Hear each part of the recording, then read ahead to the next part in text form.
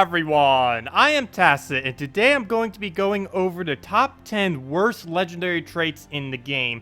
These are all traits that are exclusive only to one legendary or to one hero class. For the most part, you'll never really need to obtain any of these. They'll just cost an insane amount of arcane trait stones, and they wouldn't really be worth it. All of these are also applicable for the console version of the game. For every single thing mentioned on this list are also horrible and the same exact thing currently as the console version. So let's get into them.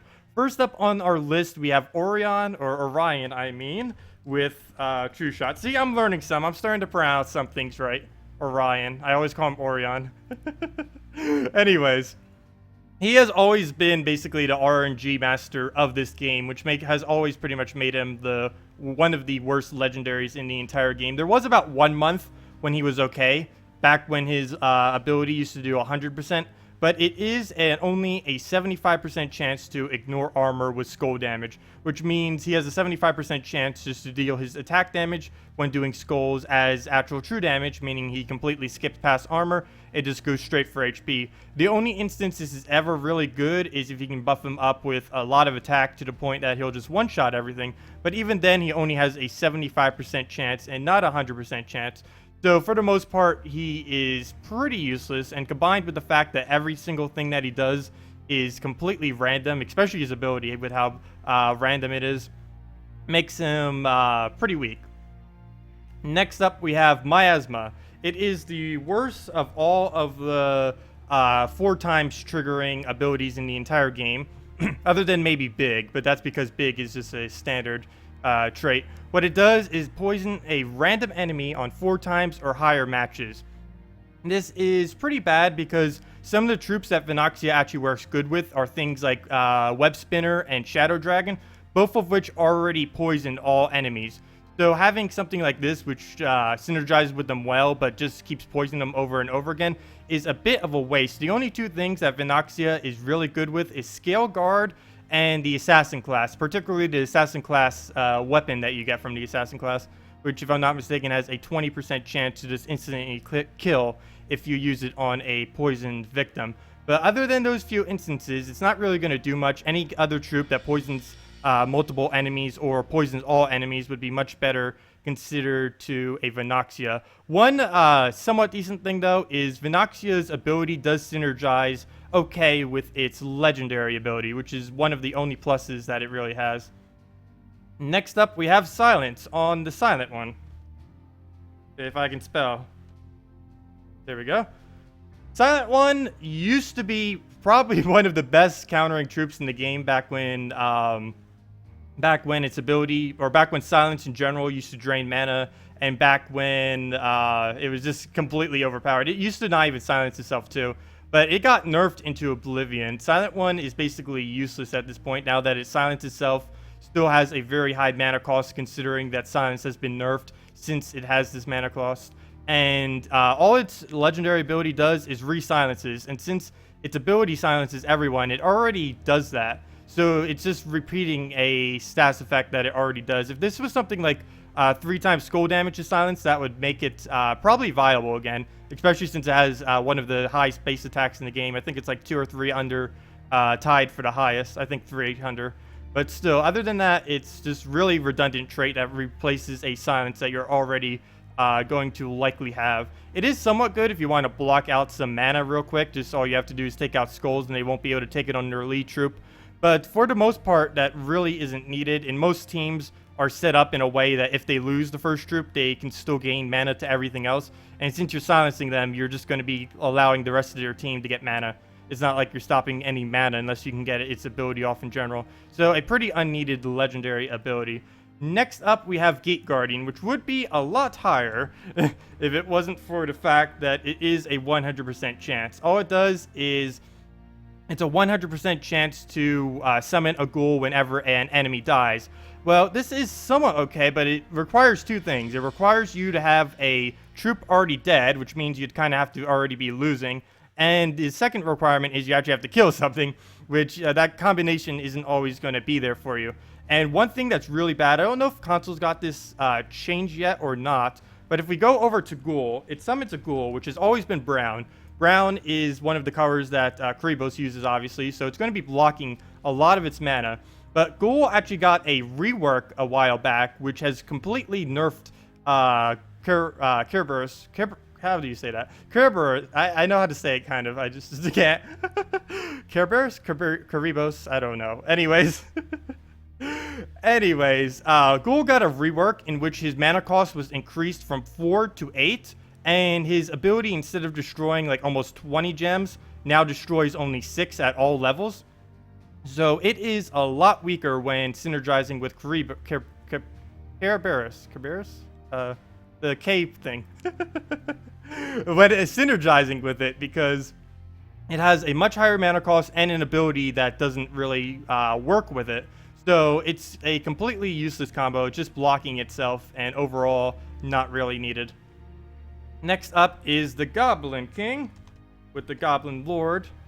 All it does is give 20 life when in last position. This is somewhat good against true damage because you're not going to be able to die as quick. It also has immune to poison as well as regeneration. So it's going to be really good against things like true damage. You won't be able to get poisoned and stuff like that. But one Death Mark, one Devour, and you're just, especially a Devour, you're just feeding the enemy team with a trait like this that just gives it a bunch of life.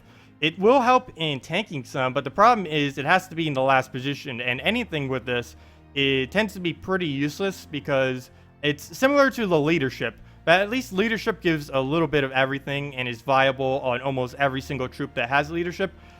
Things like these last traits, like the legendary traits where you have to place something in last, unless it's like a really good buff, it's never really going to be worth it because, of course, you have to place it in last, and because of that, you'll likely only ever use one of these legendaries in a team. So you really don't ever need it, especially something that's only for durability instead of offensively. Next up, we have Darkfall. Oh, and on one of my favorite troops too, Shadow Dragon has never gotten much love. It poisons all enemies and deals damage to a random one, then transforms all yellow to purple. It did get a buff at some point. I believe consoles have this buff already, in which you got the transform yellow to purple plus the boost ratio.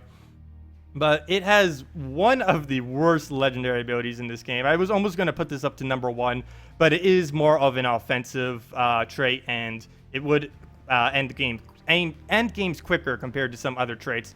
But all it does is gain 1 attack whenever matching purple gems, which is insanely weak. Let's just compare that real quick to the change that the Great Maul got. So Shadow Dragon is gain 1 attack when matching purple gems. The Great Maul is, let's just type in Great. Make Great Maul great again now. Gains, okay, so Shadow Dragon would just gain 1 for skulls, 1 attack. The Great Maul gains 2 to everything, which means 2 attack, 2 armor, 2 HP. That would mean 2 magic too, but it doesn't use magic. So 2 to attack, armor, and HP for just matching skulls. So skull spam teams can make about as much skulls as a purple spam team can. The purple spam team might be able to get slightly more out, but still, that is a huge difference. And only a 1 attack gain compared to a total of a 6 stat gain on the Great Maul. So that's huge. One thing that I'd really like to see on Shadow Dragon, I don't know if they'll really do it, is actually make Shadow Dragon's ability synergizes more with, or its legendary ability synergize more with what it actually does. Because it doesn't use attack for anything that it does. None of its other traits synergize with attack. Its ability doesn't synergize with attack at all. And all it's really getting is just some extra attack that you may or may not use. Shadow Dragon also normally isn't a first slot. It's more towards like a second, third, maybe even a 4th slot, depending on the team. Normally second or third, though. So you're not really going to be able to utilize the extra attack anyways. Something like a 2 true damage whenever matching purple gems would be to a random enemy would be pretty cool, or something like that. Because it would synergize with his ability, his poison, the fact that he already does random damage. But yeah, that's just my opinion on it. And next up, we do have the Knight and Warden, which are hero classes. So let's just go to those real quick. Over to hero, over to classes, and over to Knight. Both of these do a similar thing, just in a different style. The Knight class gains 2 armor every single turn. So you're just going to be ticking up your armor every single turn by 2, which armor is overall the worst stat that you can possibly have gained. So there isn't really many uses for that. There was a Pride Guard, which was added to the game pretty recently in the most recent kingdom on PC and mobile, which it can somewhat synergize with, given that it's a knight as well. But other than that, that's pretty much the only use you'd ever use with full plate. And with wardening, oh, not warlord, on the warden class, it is almost even worse. It's kind of like the defender trait, except it gives 2 more, and you can actually use it on offense. All it does is give all allies 5 armor. And that's really not going to do much. You might be able to use it in a Rowan or a Paladin deck of some kind, just to get like a quick armor boost. But other than that, it's even in those teams, it's not really going to synergize well. It also is arguably even worse than the Knight, because this class is Margrim Woods and synergizes with Beast. But this legendary ability that it has no synergy with Beast or Margrim Woods at all. Nothing in either Beast or Margrim Woods has any kind of benefit to having more armor, which completely makes this trait completely useless in the current state of the game. So let's go over now and finish up the top 3. And next up, we have Soul Legion, arguably the worst, but I did put it at 3. A lot of these could actually be considered the worst. It's hard, like, ordering them in a way. But here we are. Keeper of Souls, a fairly decent troop for skull spamming. Pretty much most legends are, or all the good skull spammers are legendaries, unfortunately. It transforms all gems of a chosen color to skulls. And it's good with things like Valkyrie and stuff, since it also has the Necromancy trait. Actually, it's probably the best offensive card in the game that actually has the Necromancy trait. So that's one thing that makes him decent in that regard. But other than that, his legendary ability, Soul Legion, 50% chance to summon a white. This has a similar issue to that of Cerberus. I think I almost got it that time. Cerberus. But it has a similar issue to that, in which it's going to be summoning. It needs a slot open to be able to do this. What really makes this troop absolutely horrible with its legendary ability is the fact that it's only a 50% chance, which means you could quite possibly not trigger this at all, even if you have a slot open. Plus, you need to have a slot open, which means you can pretty much every single match you use this, you're not even going to be triggering the legendary ability. At least with something like Inferno King, it's only a 25% chance, and Inferno King likely won't trigger its ability. But when it does, it's extremely effective because it's just resummoning itself. Something like this, even if this does happen to trigger, like you get really lucky, you get this triggering, you had a slot open, it's not really going to do much for you. It is white, and white is somewhat decent with Keeper of Souls. It's not like it's blocking mana. White is a red-blue, plus it creates some purple that you'll be able to use with Keeper of Souls. So it doesn't have the mana blocking factor, but the fact that it's only 50% chance, most matches it's going to go unused, so you might as well not even have it. Molten on Shegra. Poor Shegra. Why they did this, I do not know. It has both a flame and molten, and it would kind of be good to get one of them, but there is very, very little need to have both. All that molten does is inflict burning when enemies deal skull damage.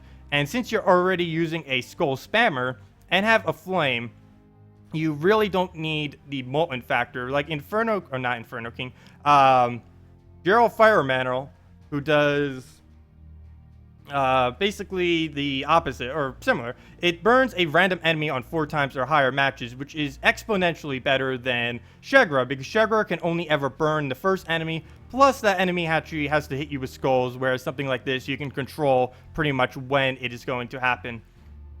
And let's just go back to Shegra. It is just absolutely horrible. It's just a redundant double burn. What makes it the icing on the cake for how horrible it is the fact that you'll never really use Shegra up front. Shegra actually has one of the lowest attacks in the game for a legendary, and since it's a skull spammer, that's really not going to be that good with it. You normally put a Shegra down in your 3rd or 4th slot, so many times you won't even be using your flame or molten in a match, so you don't really need to get either of them. And finally, for the most useless legendary trait in the game, actually quite a few of these are, I chose Orc Lord, who's on a guy so underused, I keep forgetting his name, Garnock. Everything about him's pretty horrible. He deals 1 damage to all other allies, which unless you're using like a really focused deck that's using like everything with that rage thing, that gains 1 attack whenever they take damage, it's going to go basically unused. All you're really doing is just damaging yourself for no reason. Increase everyone's attack by 8, which is an okay attack buff, but it's not scaled on magic at all. It's not scaled on anything. So later on in the game, that is very, very weak. Even earlier on in the game, if you get like leadership on your Luther, even Luther would be doing better than that. And then summon a Orc, which is a fairly bad troop in his own too. And Orc is, if we go over to Orc, oh, you already were. Orc, it destroys a bunch of skulls and then gains 5 attack, 4 attack, not even 5. 4 attack if it is damaged. So with higher magic, you're basically just going to destroy all skulls on the board and then gain a little bit of attack, which of course is redundant since it needs those skulls to be able to use its attack. And other than that, what else needs attack? Also Garnock, because everything he's doing is based on attack. So he's summoning something that's denying his own skulls. And to top this all off, of course, his legendary ability is gain 5 to all skills, which that alone would be good. But he has to be in the last position, which makes it absolutely horrifically unneeded. 5 to all stats. For 1, you likely won't even need the extra magic. 20 magic is the most magic he can possibly use, because his magic is what determines the level of the Orc that you summon. So if you have like a lot of upgraded magic kingdoms, you're likely have it to a point that it's going to be over the amount. Like you can see, mine's at 25, where the highest it could ever be is 20. So with this ability trigger, I'm going to have 30 magic, 10 of which does literally nothing. And then he's going to be gaining 5 to all other skills. So he's going to be getting 5 extra armor, 5 HP. So that's like half a Goblin Lord right there. And then he's also going to be gaining 5 attack, but he's in the last slot. So you're basically never going to be able to use that attack because every other troop is going to be in front of you, and there's no way to get him up to the first slot. So overall, there's really nothing that you can do with him. He even has Armored and Avenger, which are more... Avenger's a little bit better for back troops, but Armored is really meant for a more frontline troop, and just everything about him is just absolutely horrible as a troop. He's probably one of the most underused legendaries in the game. Earlier in the game, like under level 100, he might have a couple situations in which he's good, but you'll never need his legendary ability. You probably will never need any of his traits for that matter. But that will do it for this video. Leave a like if you enjoyed. If you have any other suggestions, feel free to leave in the comment section below. Thanks for watching, and I will see you in the next one. Goodbye, everyone.